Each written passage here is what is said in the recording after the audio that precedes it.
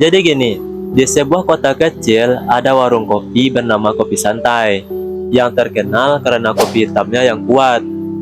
Setiap malam warung itu ramai, tapi ada satu pelanggan tetap yang selalu datang sendirian.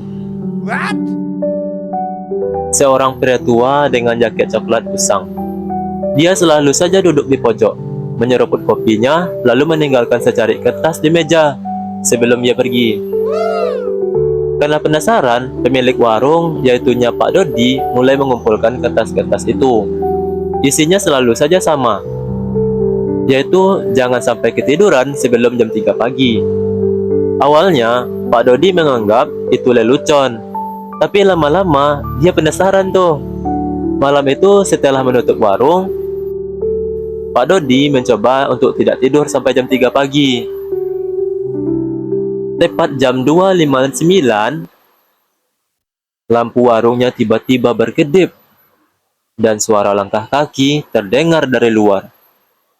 Dengan jantung berdebar, Pak Dodi mengintip dari jendela. Seorang pria tua dengan jaket coklat berjalan menuju warung. Padahal warungnya sudah tutup. Ketika pria itu sampai di depan warung, dia menoleh ke jendela dan wajahnya identik dengan Pak Dodi sendiri. Karena mirip banget, Pak Dodi terkejutlah, mundur selangkah dan tiba-tiba pingsan. Keesokan paginya, saat terbangun, semuanya tampak normal, kecuali satu hal. Jaket coklat usang itu sekarang ada di kursinya Pak Dodi. Pak Dodi menatap jaket coklat itu dengan ngeri. Tangannya gemetar saat meraba kantong. Ada sesuatu yang membuat merinding. Sebuah kunci tua berkarat dan selembar kertas bertuliskan, "Kau harus menemukan pintunya sebelum jam 3 pagi berikutnya." Di dalam jaket itu, perasaan Pak Dodi langsung tidak enak. Dia tidak tahu pintu apa yang dimaksud, tapi perasaannya mengatakan bahwa dia tidak boleh mengabaikan pesan itu. Malam itu, Pak Dodi memutuskan untuk tetap terjaga lagi. Tepat pukul 2.59, suara langkah kaki terdengar lagi dari luar warung. Tapi kali ini, Pak Dodi tidak sembunyi. Dia membuka pintu warung dan melangkah keluar. Yang mengejutkan, kotanya tampak berbeda. Jalanan kosong, tidak ada suara sama sekali, dan lampu-lampu redup seperti kota mati. Warungnya tetap ada di belakangnya, tapi di seberang jalan ada sebuah pintu kayu tua berdiri sendiri, tanpa dinding atau bangunan. Benar-benar pintunya aja yang berdiri. Tangan Pak Dodi meraih kunci dari dalam jaketnya. Dengan napas berat, dia memasukkan kunci ke lubang pintu dan memutarnya. Klik, pintu terbuka. Dan di dalamnya hanya ada kegelapan. Pak Dodi mencoba mengintip, tapi tiba-tiba sepasang tangan mencengkram jaketnya dan menariknya masuk.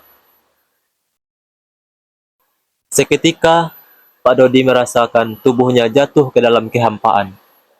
Kepalanya pusing, suara desiran aneh bergema di sekelilingnya. Dan sebelum dia bisa berteriak, bruk, dia terjatuh dari kursi pojok warung kopinya sendiri. Di hadapannya, secangkir kopi hitam masih mengepul. Dan di sampingnya ada pemilik warung, dan itu dirinya sendiri. Pak Dodi yang duduk di meja menatapnya dengan mata lelah, lalu berkata, "Akhirnya kau datang." Sebelum Pak Dodi bisa bertanya apa yang terjadi, tubuhnya terasa berat, dan matanya mulai terpejam. Saat dia terbangun, warungnya sudah buka, dan pelanggan mulai berdatangan seperti biasanya. Tidak ada jejak pintu tua, tidak ada kertas misterius, tapi yang membuat merinding, Pak Dodi melihat di meja pojok ada seorang pelanggan baru. Mirip dirinya yang dulu, duduk dan menatapnya dengan wajah bingung. Di depannya ada secari kertas bertuliskan, "Jangan sampai ketiduran sebelum jam 3 pagi."